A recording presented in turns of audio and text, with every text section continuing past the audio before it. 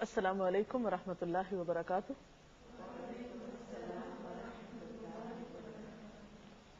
نحمده ونصلي على رسوله الكريم، اما بعد فاعوذ باللہ من الشیطان الرجیم، بسم اللہ الرحمن الرحیم۔ رب اشرح لي صدری ويسر لي امری واحلل عقدۃ من لسانی یفقهوا قولی۔ ناظرین، آج کی ہماری گفتگو کا موضوع ہے روزہ اور نماز۔ عام طور پر یہ بات دیکھنے میں آئی ہے کہ رمضان المبارک میں بہت سے لوگ روزے کا اہتمام تو کرتے ہیں، سحری اور افطاری کا اہتمام بھی ہوتا ہے، لیکن نماز سے غفلت برتتے ہیں۔ حقیقت یہ ہے کہ جس طرح روزہ اہم ہے، اسی طرح نماز بھی اہم ہے۔ روزہ اگر فرض عبادت ہے تو نماز بھی ایک فرض عبادت ہے۔ رمضان سال میں ایک مرتبہ آتا ہے تو نماز دن میں 5 دفعہ ادا کرنے کا حکم ہے۔ نماز اللہ سبحانہ وتعالی سے ملاقات کا ذریعہ ہے، اپنی محبت کے اظہار کا ذریعہ ہے، اپنی اطاعت کے اظہار کا ذریعہ ہے۔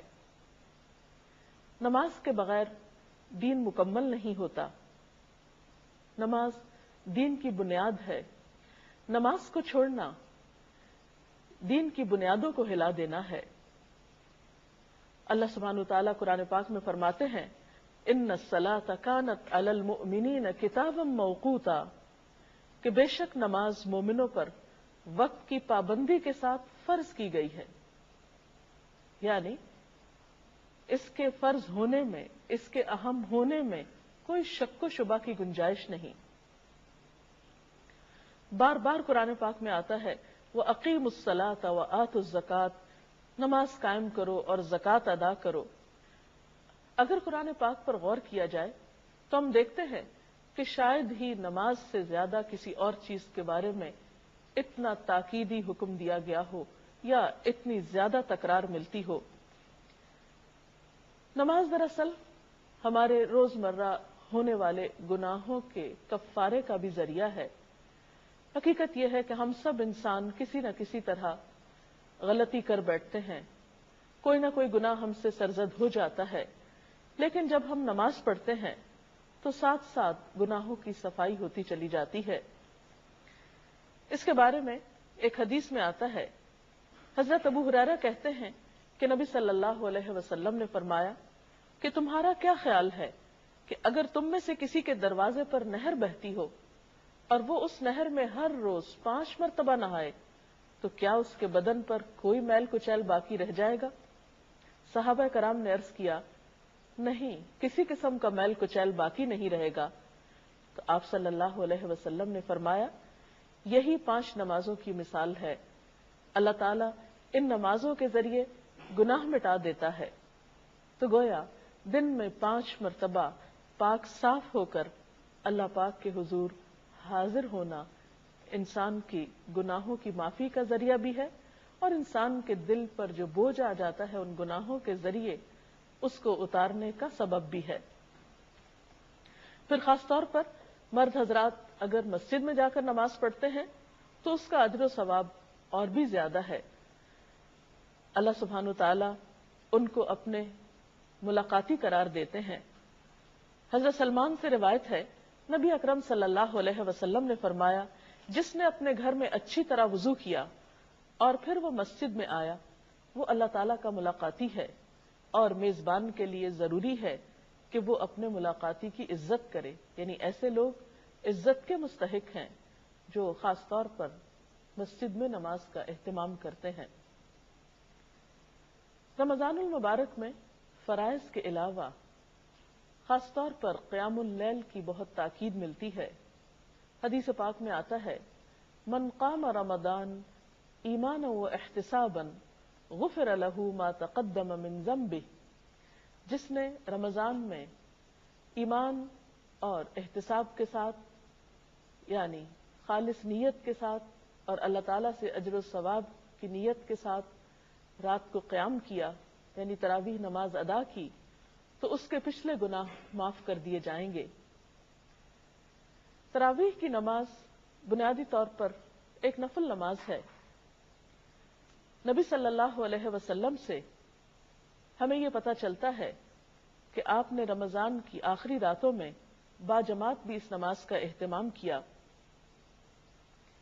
حضرت ابو ذر سے مروی ہے، کہتے ہیں کہ ہم نے آپ صلی اللہ علیہ وسلم کے ساتھ روزے رکھے، آپ نے ہمیں تراویح کی نماز نہ پڑھائی یہاں تک کہ رمضان کے 7 دن باقی رہ گئے، یعنی آخری عشرہ آ گیا۔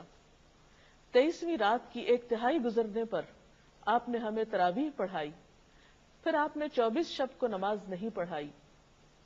25ویں شب آدھی رات گزرنے پر نماز تراویح پڑھائی۔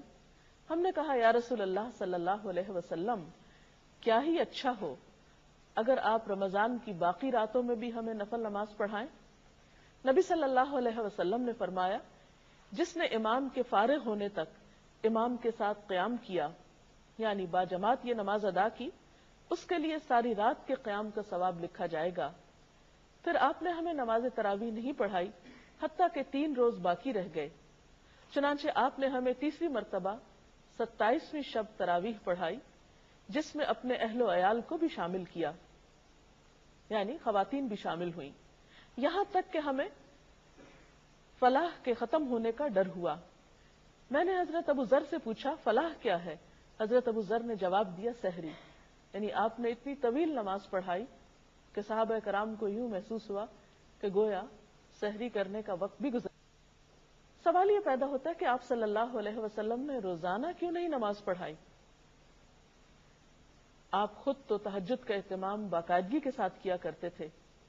آپ صلی اللہ علیہ وسلم نے 5 نمازوں کے علاوہ رات کا قیام اپنے لیے لازم کر رکھا تھا، لیکن دوسروں کو یہ نماز رمضان کی ہر شب باجماعت نہ پڑھانے کے پیچھے ایک حکمت یہ ہو سکتی ہے کہ اگر آپ ایسا کرتے تو شاید یہ نماز فرض کے درجے کو پہنچ جاتی اور پھر امت کے لیے اس کو ادا کرنا مشقت کا سبب ہوتا، کیونکہ ایک اور روایت سے یہ پتہ چلتا ہے کہ ان راتوں میں لوگوں کا شوق اور ذوق دیکھنے کے قابل تھا، یعنی ہر رات میں پہلے سے زیادہ لوگ نماز میں شریک ہوئے، کیونکہ اس نماز کے پڑھنے کا اپنا ہی ایک لطف ہوتا ہے، کیونکہ خاص طور پر اس میں انسان کو موقع ملتا ہے کہ وہ تراویح میں پورے کا پورا قرآن پاک سن سکے۔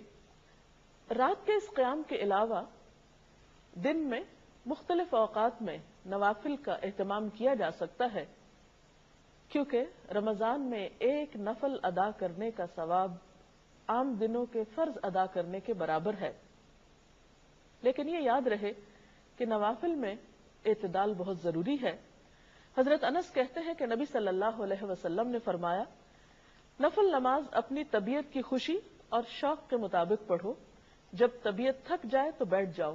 اس سے یہ بھی پتہ چلتا ہے کہ نفل نماز بیٹھ کر بھی ادا کی جا سکتی ہے اور جتنی کسی کی استطاعت ہو اس کے مطابق۔ حضرت عائشہ کہتی ہیں کہ نبی صلی اللہ علیہ وسلم نے فرمایا، اپنی ہمت کے مطابق عبادت کرو، اللہ تعالیٰ کبھی نہیں تھکتا، یعنی وہ اجر دینے سے نہیں تھکتا جبکہ تم تھک جاتے ہو، یعنی ایسا نہ ہو کہ تم ایک کام شروع کرو اور اتنا زیادہ شروع کر دو کہ پھر اس کو نبھا نہ سکو، تو یہ عمل پسندیدہ نہیں۔ حضرت عبداللہ بن عمرو بن العاص کہتے ہیں کہ نبی صلی اللہ علیہ وسلم نے فرمایا، اے عبداللہ، تم فلاں آدمی کی طرح نہ ہو جانا جو رات کو اٹھا کرتا تھا پھر اس نے اٹھنا چھوڑ دیا، یعنی انسان ایک کام شروع کرے نیکی کا اور پھر کچھ دنوں کے بعد چھوڑ دے، تو یہ بات درست نہیں۔ اس کا یہ مطلب نہیں کہ ہم رمضان میں تراویح کی نماز چھوڑ دیں کہ شاید ہم عام دنوں میں تہجد نہیں پڑھ سکیں گے، نہیں، ہو سکتا ہے کہ اللہ سبحانہ وتعالی ہمیں رمضان میں تراویح کو پابندی سے ادا کرنے کی وجہ سے عام دنوں میں بھی تہجد کی توفیق عطا کریں، کیونکہ تہجد کی نماز ایک بہت خوبصورت نماز ہے، وہ وقت دعاؤں کی قبولیت کا وقت ہوتا ہے اور انسان کے لیے بہت ہی سکون اور اجر کا ذریعہ ہے۔ نفل نمازوں میں ایک اور نماز جو بہت ہی باعث اجر ہے وہ چاشت کی نماز ہے۔ اس کے بارے میں حضرت ابو درداء اور حضرت ابو ذر سے ایک روایت ہے کہ آپ صلی اللہ علیہ وسلم نے فرمایا، اللہ تعالیٰ ارشاد فرماتا ہے، اے آدم کے بچے، دن کے شروع میں میرے لیے 4 رکعت نماز ادا کر، میں تیرے سارے کاموں کے لیے کافی ہو جاؤں گا، یعنی ان رکعتوں کا اتنا اجر و ثواب ہے کہ دن کی باقی بہت سی مشکلات آسان ہو سکتی ہیں۔ تو آج کی بات کا خلاصہ یہ ہے کہ نماز کی پابندی کی جائے۔ اگر کوئی شخص نماز ادا نہیں کرتا تو اسے یہ بات اچھی طرح معلوم ہونی چاہیے کہ وہ اللہ تعالیٰ کے حق میں ایک بہت بڑی کوتاہی کا مرتکب ہو رہا ہے۔ نماز کا چھوڑنا گناہ کبیرہ ہے۔ انسان سوچے تو اللہ سبحانہ و تعالیٰ نے ہمیں کتنی بے شمار نعمتیں دے رکھی ہیں۔ ہمارا یہ وجود، کھانے پینے کی نعمتیں، یہ زمین، یہ آسمان، یہ سب کچھ اس نے ہمارے لیے پیدا کیا۔ سب کچھ اس سے لے کر پھر آخر ہم اسی کو یاد کیوں نہیں کرتے؟ کیونکہ اس کا حکم ہے کہ اقم الصلاۃ لذکری، نماز میری یاد کے لیے قائم کرو۔ یہ یاد کرنے کا، اس کی ملاقات کرنے کا ایک بہترین طریقہ ہے، اور اگر ہم اس کو اس کے بتائے ہوئے طریقے کے مطابق یاد نہیں کرتے تو یہ اس کی رضامندی حاصل کرنے کا ذریعہ نہیں ہو سکتا۔ اسی لیے ہم دیکھتے ہیں کہ نبی صلی اللہ علیہ وسلم نے اسے اسلام اور کفر کے درمیان ایک حد فاصل قرار دیا۔ پھر اسی طرح آپ نے اسے دین کا ستون قرار دیا۔ پھر اسی طرح ہم دیکھتے ہیں کہ قرآن پاک میں نماز نہ پڑھنے والوں کے لیے بہت وعید آئی ہے۔ اللہ تعالیٰ کا ارشاد ہے کہ فی جنات یتساءلون عن المجرمین، یعنی جنت میں جب اہل جنت پہنچ جائیں گے تو وہ مجرموں سے سوال کریں گے، ما سلککم فی سقر، تمہیں جہنم میں کیا چیز لے گئی؟ قالوا، وہ کہیں گے، لم نک من المصلین، ہم نماز پڑھنے والوں میں سے نہ تھے، ولم نک نطعم المسکین، اور ہم مسکین کو کھانا نہیں کھلاتے تھے، وَكُنَّا نَخُوضُ مَعَ الْخَائِضِينَ، اور ہم بحثیں کرنے والوں کے ساتھ مل کر بحثیں کرتے تھے۔ ہمیں سوچنا چاہیے کہ کہیں ہم تو ایسے لوگوں میں شامل نہیں کہ جو اللہ تعالیٰ کے حقوق بھی پامال کرتے ہوں اور دوسری طرف بندوں کا بھی خیال نہ کرتے ہوں اور محض باتیں ہی بنانا جانتے ہوں، کیونکہ کوئی بھی کام محض باتیں کرنے سے نہیں ہوا کرتا جب تک کہ عملی طور پر کوشش نہ کی جائے۔ اور یہ بات بھی یاد رہے کہ قیامت کے دن پہلا سوال نماز کے بارے میں ہوگا۔ اگر پہلے ہی سوال میں فیل ہو گئے تو باقی چیزوں کا کیا ہوگا؟ اس لیے ہم سب کے لیے یہ بات ضروری ہے کہ ہم رمضان کو ایک بہترین موقع جانتے ہوئے اپنے آپ کو نماز کا پابند بنائیں، کیونکہ روزہ ہمیں ایک ایسی فضا مہیا کرتا ہے، ہمیں روحانی طور پر ایسی طاقت عطا کرتا ہے کہ جس میں ہمارے لیے یہ بات آسان ہو جاتی ہے کہ ہم اللہ تعالیٰ کی طرف رجوع کریں۔ مثلا یہ کہ عام طور پر اگر صبح کے وقت اٹھنا مشکل لگتا ہے تو رمضان میں سحری کے لیے تو اٹھا ہی جاتا ہے۔ اگر 30 دن تک ہم صبح کے وقت فجر کی نماز پابندی کے ساتھ ادا کریں تو انشاءاللہ تعالیٰ ہماری یہ عادت بن جائے گی، اور رمضان کے بعد پھر اس عادت کو قائم رکھنا مشکل نہ ہوگا۔ اسی طرح اگر رات کو تراویح پڑھی جا رہی ہے تو بعد میں بھی عشاء کی نماز بھاری نہ ہوگی۔ آپ صلی اللہ علیہ وسلم نے فرمایا اگر لوگوں کو پتہ چل جائے کہ فجر اور عشاء کی نماز میں کتنا اجر و ثواب ہے تو لوگ اپنے گھٹنوں کے بل چل کر مسجدوں میں آئیں۔ لیکن حقیقت یہ ہے کہ ہم اس نماز کا اجر و ثواب نہیں جانتے، اسی لیے ہم اس سے کوتاہی برت جاتے ہیں۔ اللہ تعالیٰ سے دعا ہے کہ ہمیں وہ اپنے اس حق کو پہچاننے کی اور اسے صحیح معنوں میں ادا کرنے کی توفیق عطا فرمائے۔ اس سلسلے میں اگر آپ کا کوئی سوال ہو تو آپ کر سکتے ہیں۔ تراویح اور تہجد کی نماز میں کیا فرق ہے؟ تراویح رات کے پہلے حصے میں پڑھی جاتی ہے اور تہجد رات کے آخری حصے میں پڑھی جاتی ہے۔ نبی صلی اللہ علیہ وسلم نے، جیسے کہ وہ حدیث میں نے آپ کے سامنے بیان کی، ایک رات اس کو رات کے اول حصے میں پڑھا، دوسری رات درمیانے میں اور تیسری رات آخری حصے میں۔ تو یہ قیام اللیل ہی کے بنیادی طور پر دو مختلف نام ہیں۔ میرا آپ سے سوال ہے کہ اگر نماز تراویح نہ پڑھ سکیں روزہ ہو جاتا ہے اس صورت میں؟ جی ہاں، اس لیے کہ روزہ الگ عبادت ہے اور نماز تراویح الگ عبادت ہے،